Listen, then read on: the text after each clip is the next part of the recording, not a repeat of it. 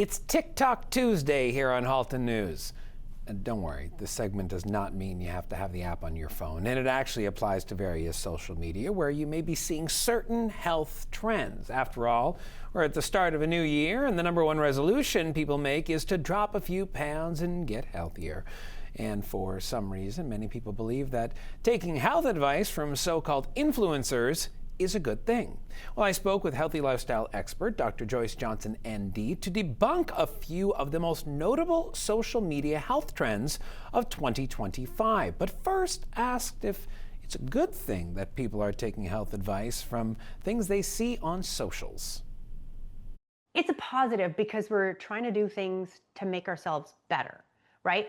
But the negative is that some of these things are not coming from like a reputable source, or they're maybe good for some people, but not everybody, because, what's good for a, 22-year-old male is not the same as for a 65-year-old woman. Or, there's a big range in there about what things are good for who.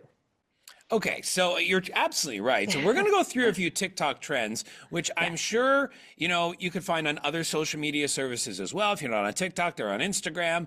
You can I'll define them, and you can tell me if they are good or they bad. Now, first of all, we're going to start with something called a cortisol detox. I mean, I know what a detox is. That in itself is very trendy, but I'm not familiar with a cortisol detox. What is this? Okay, so this is the idea that you can detox or flush out cortisol from your body. Now, cortisol is your body's main stress hormone. So this is a myth. We need cortisol in our bodies. It helps to regulate energy. It helps with our blood sugar levels. It helps with stress as well. It gives our body that ability to adapt to things around us. However, when your cortisol is chronically high because you're not taking good care of yourself, maybe you're not getting enough sleep, you're under a lot of stress, you're not eating well, so your blood sugar is like all over the place, then you need to try to keep it in check. But there's no drink or anything that's going to flush cortisol out of your body. So the things that you can do, try to eat a balanced diet, right? Try to have good quality protein and fiber, and you want, good fats.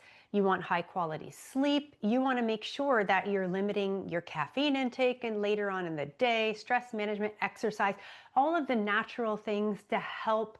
Think about self-care. Think about what you're trying to accomplish when you're doing self-care practices.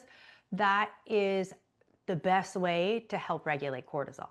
You're essentially saying, let's live a healthier lifestyle and maybe, the cortisol won't spike. And you mentioned fiber there, and this is our next topic. This is what you had on the list next. Fiber maxing is what the trend is called. Now, we all know about fiber. We're told to have it. It helps us get things, moving through our system, dare I say. But, what is fiber maxing? Fiber maxing is a good thing, okay? It is a good thing. So this is loading up on fiber-rich foods, flax seeds, oats, kiwi, all of these fiber-enriched snacks. I have some examples here.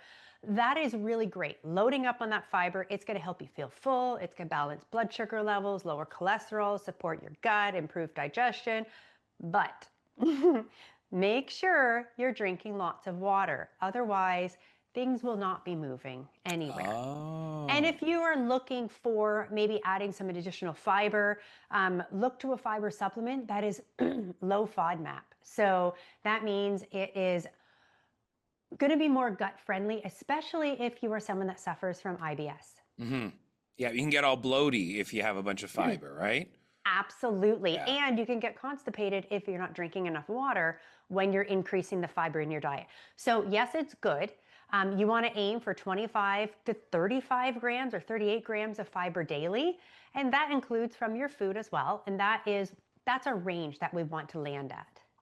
Okay, one final one. Just as we debunk all these things here, you've had these on a list for me, but I wanted to throw one in of my own. I'm a big cook. I cook every day, and I try to cook healthy due to the wife being such a healthy lady. And I am continually prompted to put cottage cheese in everything. Socials keep telling me it's the greatest form of protein out there. Is there no, like, is there a point where it's just too much cottage cheese, or is this good for our bodies? Okay, it is good for you. It is good for you if you're able to take it. We were discussing this, and I'm a big advocate of the cottage cheese. However, I find I go through phases where I've had so much cottage cheese that I have to have no cottage cheese and I can't look at it. But that's just a me thing. But cottage cheese is very high in protein. And as long as you're not lactose intolerant and you're not having any gut adverse effects of having cottage cheese, yes, it can be very versatile that you can combine it with scrambled eggs. You can put it into a smoothie. But also, if you're putting it into a protein shake and you're already having like 30 grams of protein in there, you're adding some yogurt, that's going to give you more like you can really only absorb so much protein at a given time. So space it out a little bit. I know everyone's trying to eat protein like it's a part-time job or a full-time job. You want to make sure that you're spacing it out, so what you're actually taking in is going to be digested and absorbed, and you're going to benefit going to reap the benefits of it.